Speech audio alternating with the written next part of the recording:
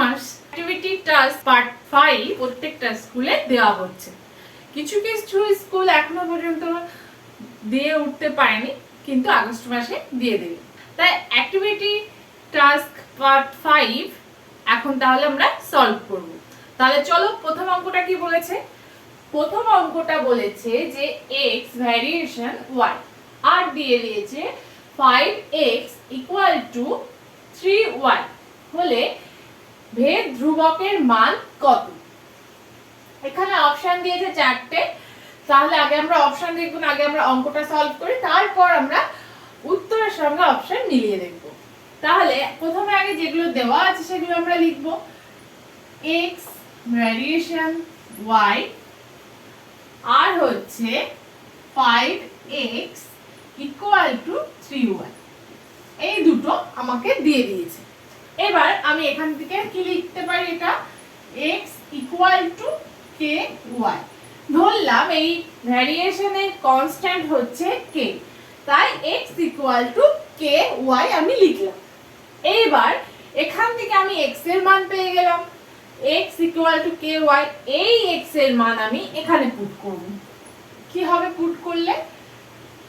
5 আর x এর মান এখানে পেয়েছি ky, তাহলে into ky equal to 3y। এবার যেহেতু আমি k এর মান নির্ণয় করব, তাহলে k টাকে আমি এই পাশেই রেখে দেব, equal to 3y by 5y, y কেটে গেল, থাকলো হচ্ছে 3/5। তাহলে আমরা এবার অপশন মিলিয়ে দেখি। অপশনে 3/5 আছে, হ্যাঁ 3/5 হচ্ছে অ্যানসার। এর অ্যানসারটা হচ্ছে ডি। এবার তাহলে পরের অঙ্কে যাওয়া যাক। এবার তাহলে দ্বিতীয় অঙ্কটায় যাওয়া যাক। দ্বিতীয় অঙ্কটা কি বলেছে? যে অমল 5,000 টাকা 9 মাসের জন্য এবং ফতিমা 6,000 টাকা 5 মাসের জন্য একটি ব্যবসায় নিয়োজিত করে। লাভ অংশ তাদের মধ্যে বণ্টিত হবে যে অনুপাতে, তা হল। তাহলে প্রথমে আগে অঙ্কটাই করা যাক, তারপরে অপশন মিলিয়ে দেখা যাবে যে উত্তরটা মিলছে কিনা। আচ্ছা, প্রথমে অমল ক মাসের জন্য টাকা খাটাচ্ছে? অমল 9 মাসের জন্য 5,000 টাকা খাটাচ্ছে। তাহলে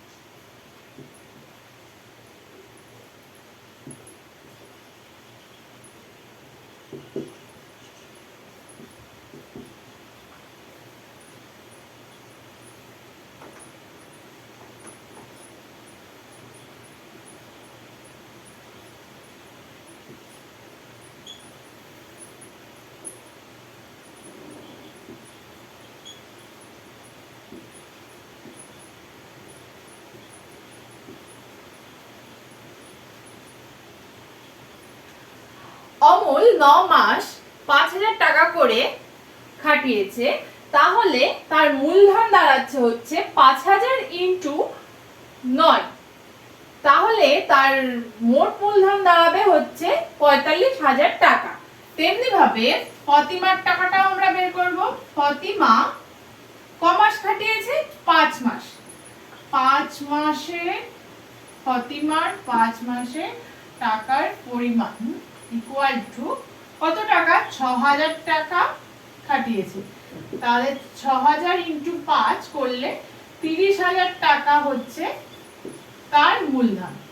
এবার এই দুটোকে আমরা অনুপাত করে দেব, তাহলে আমাদের উত্তরটা বেরিয়ে যাবে।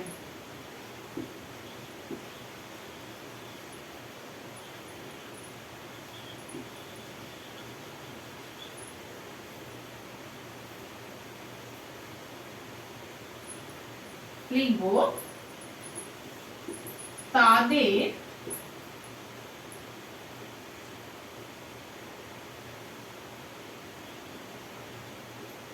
মূলধনের অনুপাত। তাদের মূলধনের অনুপাত হচ্ছে 45,000 আর 30,000। এটাকে আমি অনুপাত করব, কত দাঁড়াবে 45 আর হচ্ছে 30, এর অনুপাত করলে দাঁড়াচ্ছে হচ্ছে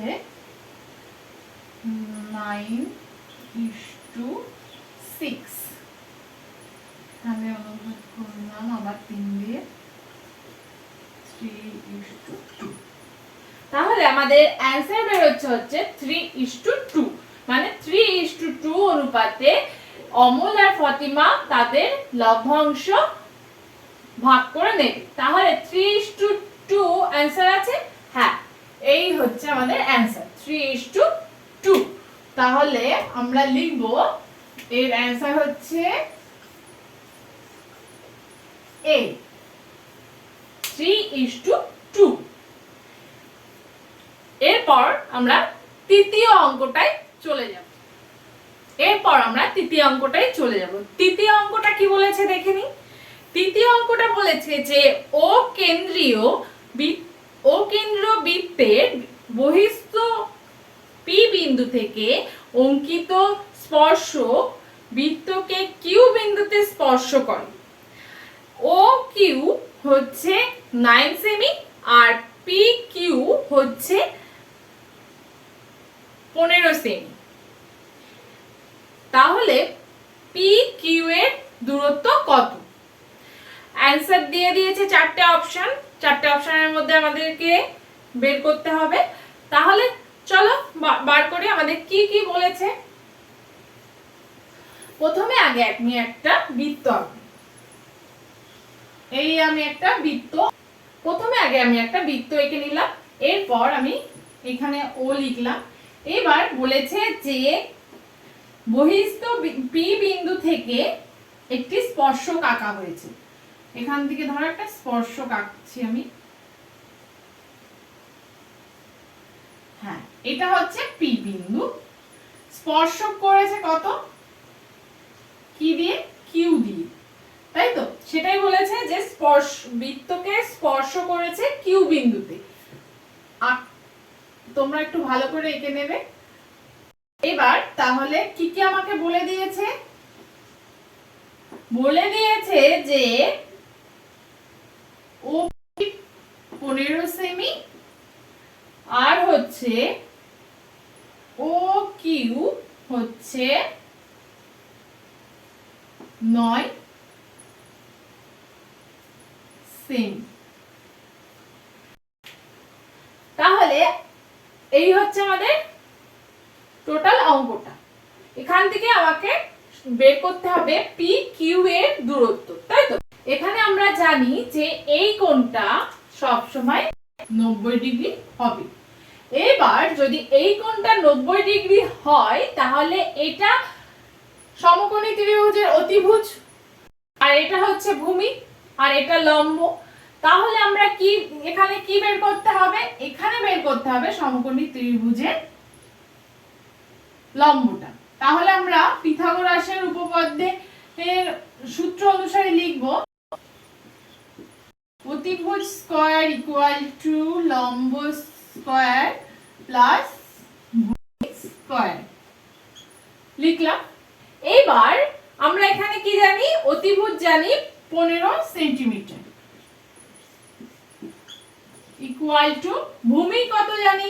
এটা যদি 90 ডিগ্রি হয় তাহলে এটা ভূমি, এটা অতিভুজ। তাহলে ভূমি আমরা জানি 9 সেন্টিমিটার। এবার আমাকে লম্ব বের করতে হবে। তাহলে লম্ব স্কয়ার ইকুয়াল টু কত বেরোচ্ছে?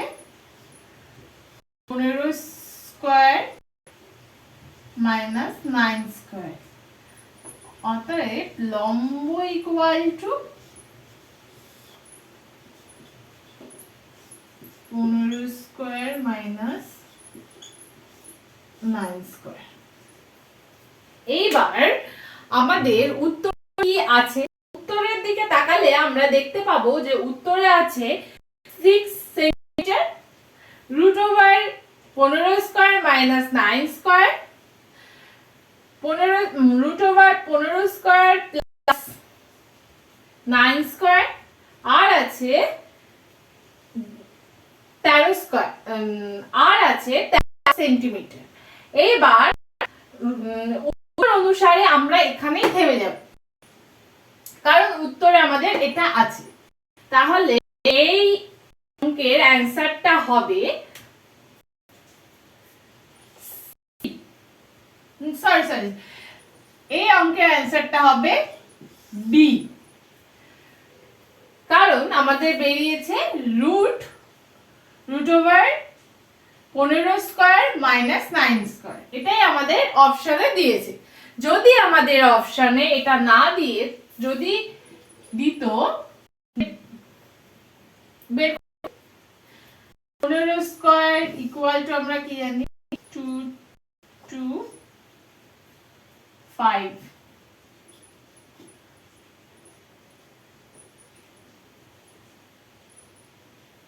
মাইনাস, এখানে কত আসবে 4 1 যদি এখানে অপশন দেওয়া থাকতো তাহলে কিন্তু আমাদের 12 সেন্টিমিটার বের করতে হতো। যেহেতু এই অঙ্কে অপশন আছে যে 15 স্কয়ার মাইনাস 9 স্কয়ার, সেহেতু আমাদের এখানেই থেমে যেতে হবে। তাহলে এই অঙ্কটা সলভ হলো। এইবার তাহলে পরের অঙ্কে যাওয়া যাক। একের দাগের লাস্টের অঙ্কটা, একের দাগের লাস্টের অঙ্কটা কি বলেছে দেখুন। কি বলেছে, দুটি রেট গোলকের বক্রতলের ক্ষেত্রফল 16 তাদের আয়তন অনুপাত কত হবে। তাহলে এখানে প্রথমে বলেছে যে নিরেট গোলকের বক্রতলের ক্ষেত্রফল, তাহলে বক্রতলের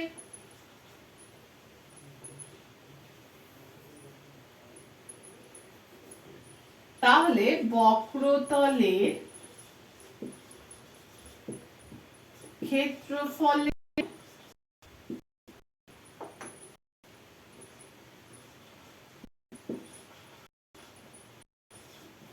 অনুপাত ইকুয়াল টু কি দিয়েছে 25:16। ঠিক আছে, এবার আমরা গোলকের বক্রতলের ক্ষেত্রফল সমান কি জানি। একটা গোলকের ব্যাসার্ধ যদি আর হয় তাহলে সেই গোলকের বক্রতলের ক্ষেত্রফল সমান 4 পাই আর স্কয়ার। তাহলে এখানে দুটো গোলকের অনুপাত দিয়েছে বক্রতলে, তাহলে আমরা ধরি দুটো গোলকের ব্যাসার্ধ হচ্ছে 1 আর 2। তো এইবার আমরা আমাদের কি দিয়েছে বক্রতলের ক্ষেত্রফল, তাহলে দুটো গোলকের বক্রতলের ক্ষেত্রফল সমান কি লিখবো, প্রথমটা 4 পাই আর 1 স্কয়ার, আগেই এটা দেব না, is to 4 pi R square R 2 square, তাই তো, ইকুয়াল টু 25:16। ঠিক আছে, এবার আমরা কি লিখতে পারি 4 পাই আর 1 স্কয়ার বাই 4 পাই আর 2 স্কয়ার ইকুয়াল টু 25/16। তাহলে এখান থেকে 4 পাই কেটে গেল। তাহলে আমাদের এখানে আমি করে দিচ্ছি কি বের r1 স্কয়ার আর r2 স্কয়ার ইকুয়াল টু 25/16। তাহলে লিখতে পারি r1 by r2 equal to 25/16। তাহলে r1 by r2 equal to 5 আর 4 লিখতে পারি। তাহলে ধরতে পারি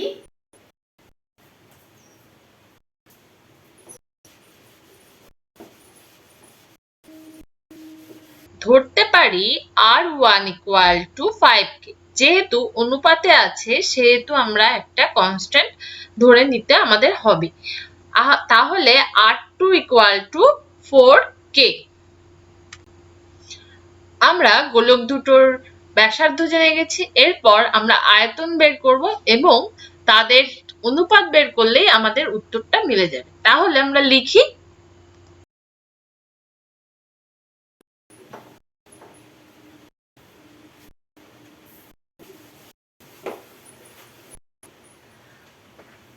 তাহলে প্রথম গোলকের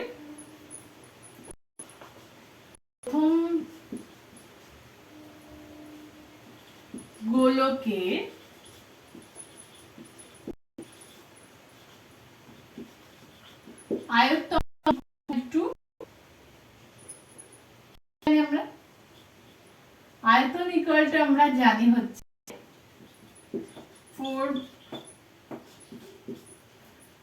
4/3 পাই R1 কিউব। তাহলে R1 এখানে 5k, তাহলে 5k কিউব। তাহলে কত দাঁড়াচ্ছে 4/3 পাই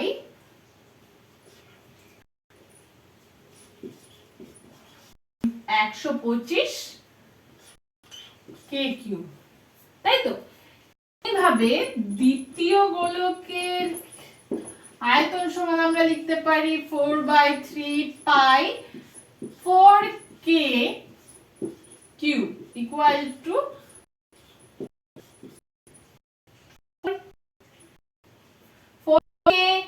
4 এর কিউব কত?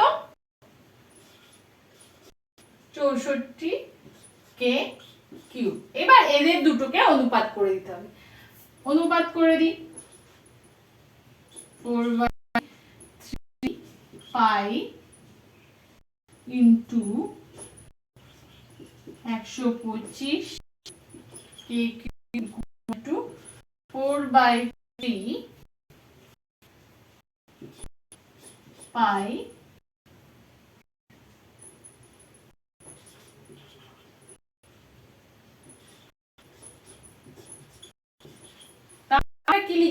কি লিখতে পারি 4/3 পাই 125 k cube R is to 4/3 pi 64 k cube. এর অনুপাত করলে দাঁড়াবে হচ্ছে 4/3 পাই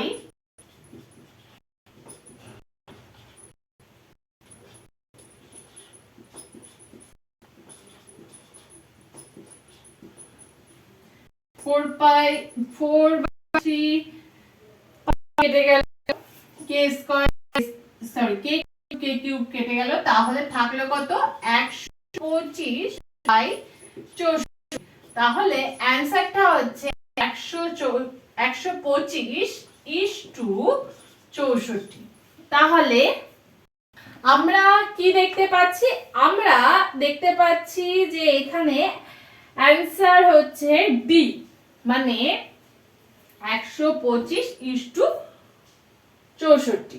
এই দুটো গোলকের আয়তনের অনুপাত হচ্ছে 125 ইস টু 64। তাহলে ঠিক অ্যানসারটা হচ্ছে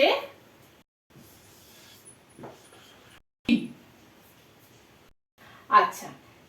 এরপর তাহলে পরের অঙ্কে যাক। এর পরের অঙ্কটা বলেছে হচ্ছে সত্য মিথ্যা নির্ণয় করো। কি বলেছে? 2 এর 1 কি বলেছে দেখিনি। 2 এ বলেছে একটি ঘড়ির মিনিটের কাঁটার বিন্দু 1 ঘন্টা আবর্তন করে 2 পাই রেডিয়ান। মানে একটা প্রথমে একটা ঘড়ি আছে, এই একটা ঘড়ি আঁকলাম, ঠিক আছে? ঘড়ির মিনিটের কাঁটা মানে হচ্ছে এই বড় কাঁটাটা। ঘড়ির 3টে কাঁটা থাকে, একটা মিনিটের কাঁটা, একটা ঘন্টার কাঁটা, সেকেন্ডের কাঁটা। এবার বলেছে মিনিটের কাঁটা 1 1 ঘন্টা হবে, আবার এখানে এসে শেষ করলে, তাই তো? তাহলে এই যে পুরো সার্কেলটা এর কোণ কত? এই পুরো সার্কেল কোণ হচ্ছে 360 ডিগ্রি, তাই তো? এবার তাহলে আমাদেরকে বের করতে মানে বলেছে যে সত্য না মিথ্যা, মানে 1 ঘন্টা অতিক্রম করলে তার মান হচ্ছে 2 পাই রেডিয়ান। তাহলে দেখে নিই আমরা সত্য না মিথ্যা। এটা আমরা কি জানি,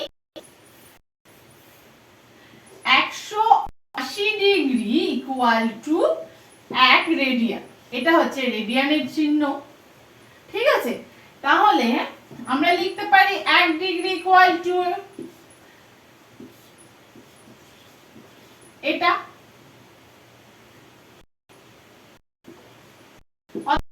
360 ডিগ্রি ইকুয়াল টু আমরা লিখতে পারি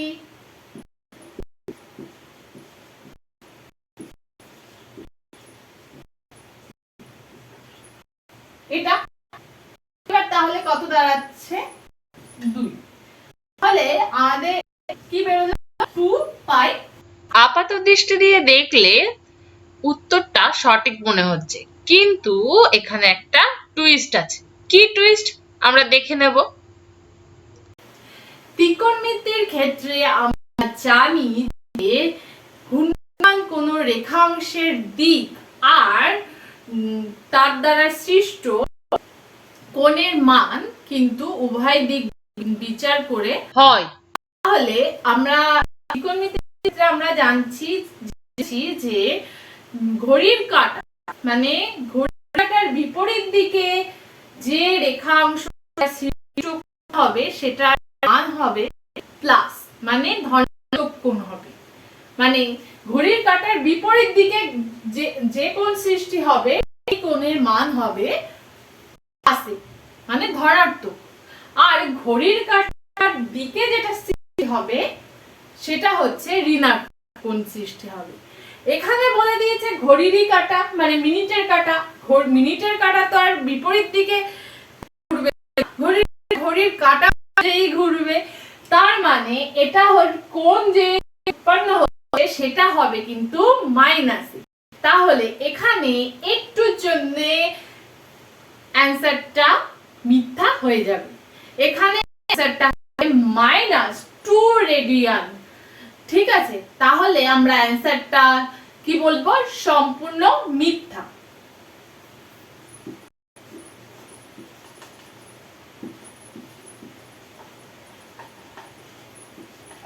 মিথ্যা।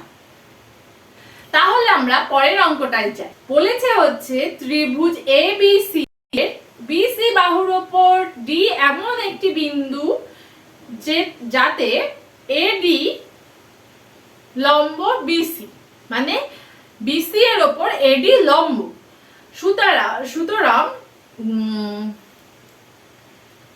সুতরাং ABD ত্রিভুজ সর্বসম CAD। তাহলে আমরা অঙ্কটা দেখে নিই। একটা ত্রিভুজ আঁকলাম,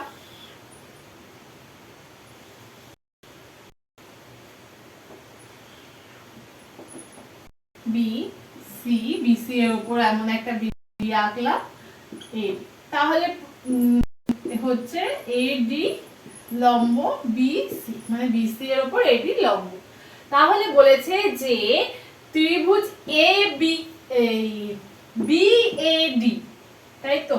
না না না, ত্রিভুজ ABD সর্বসম ত্রিভুজ CAD, এই দুটো হচ্ছে সমান ত্রিভুজ। তাহলে আমি এখানে কি দেখতে পাচ্ছি যে এই কোণটা হচ্ছে 90 ডিগ্রি, ঠিক আছে? এই কোণটা তো 90 ডিগ্রি, কিন্তু এই কোণটা যদি 90 ডিগ্রি হয় আমরা এখানে দেখতে পাচ্ছি যে এই কোণটা কিন্তু সমান নয়, আর কখনো সমান হবে না। যদি আমাদেরকে এই এটা বিষমবাহু ত্রিভুজ, যদি সমবাহু ত্রিভুজ হতো তাহলে কিন্তু এটা সত্য, কিন্তু আমাদেরকে এখানে বলে দেয়নি কি রকম ত্রিভুজ। তাহলে এই উক্তিটি হচ্ছে মিথ্যা।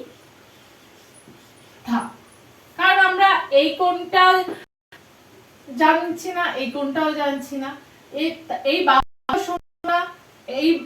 এই বাহুটা আর এই বাহুটা সমান নয়, তাহলেও আমরা বলতে পারছি না। আর সর্বসম হতে গেলে তিনটে কিন্তু শর্ত মানতে হয়, শর্ত কিন্তু মানছে না, তাই আমরা এটা মিথ্যে বলছি। তাহলে পরের অঙ্কটায় যাওয়া যাক। সত্য মিথ্যার 3 নম্বর অঙ্কটা কি বলেছে আগে দেখে নেব। বলেছে হচ্ছে একটি লম্ব বৃত্তাকার শঙ্কুর ব্যাসার্ধ, উচ্চতা ও তির্যক উচ্চতা সর্বদা একটি সমকোণী ত্রিভুজের বাহু। আগে আঁকি, তারপরে তোমরা নিজেরাই বুঝতে পারবে যে এটা সত্য না মিথ্যা। এটা শঙ্কু আঁকছি।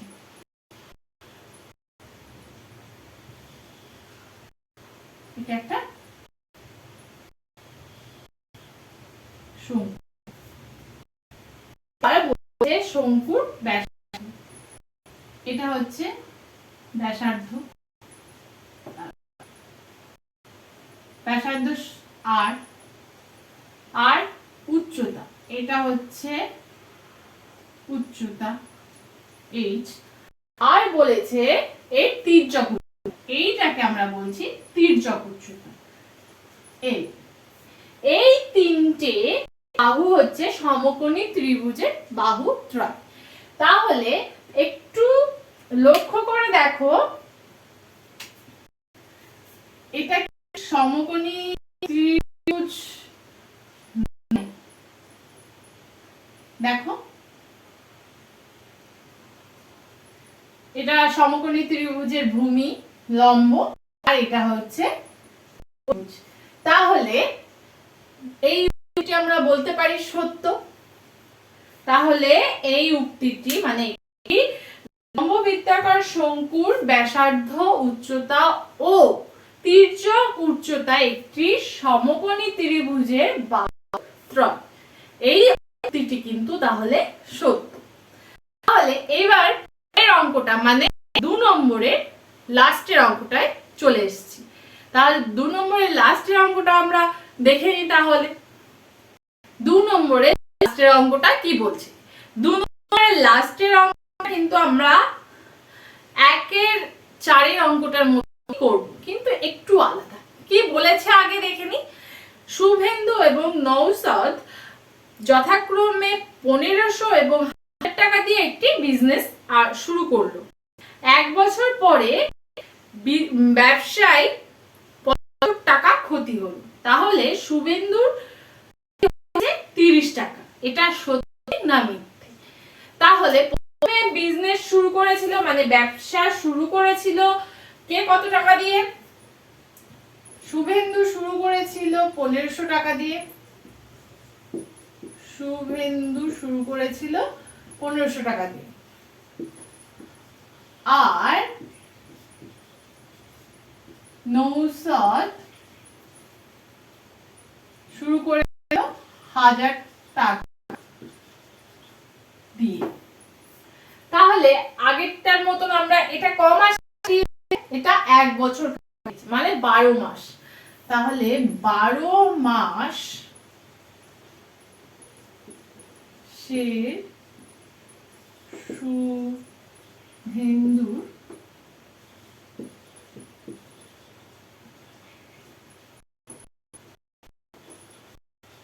মূলধন 1500 × 12 কত হয়?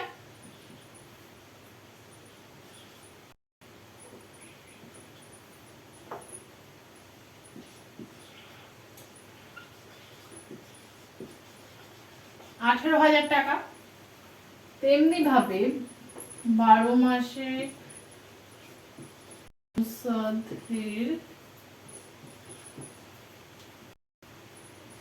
মূলধন 12,000 টাকা। এইবার আমরা কি করব? আগের অঙ্কটাই করে এদের অনুপাত বের করব। তাহলে এদের মূলধনের অনুপাত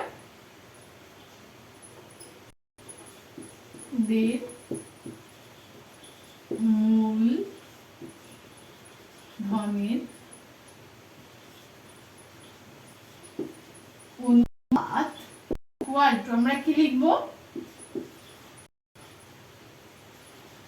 18,000 ইস্টু 12,000। তাহলে কত দাঁড়াচ্ছে 18 ইস্টু 12 3:2। তাহলে এদের মূলধনের অনুপাত পেয়ে গেছি। এই অনুপাতে এদের লাভের অংশ ভাগ হবে, তেমনি ভাবে ক্ষতির অংশ এই অনুপাতে হবে। মানে আমাদেরকে প্রশ্নে বলে দিচ্ছে যে ক্ষতি হয়েছে, কত টাকা ক্ষতি হয়েছে, যে 50 টাকা ক্ষতি হয়েছে, আর শুভেন্দু ক্ষতি হয়েছে, এটা বের করব। তাহলে মোট ক্ষতির পরিমাণ লিখব, মোট ক্ষতির পরিমাণ 70 টাকা। এবার বলেছে যে শুভেন্দুর ক্ষতি পরিমাণটা আমরা তাহলে শুভেন্দু ক্ষতির পরিমাণ equal to 75 into 5 3 plus 2 5 by 3/5।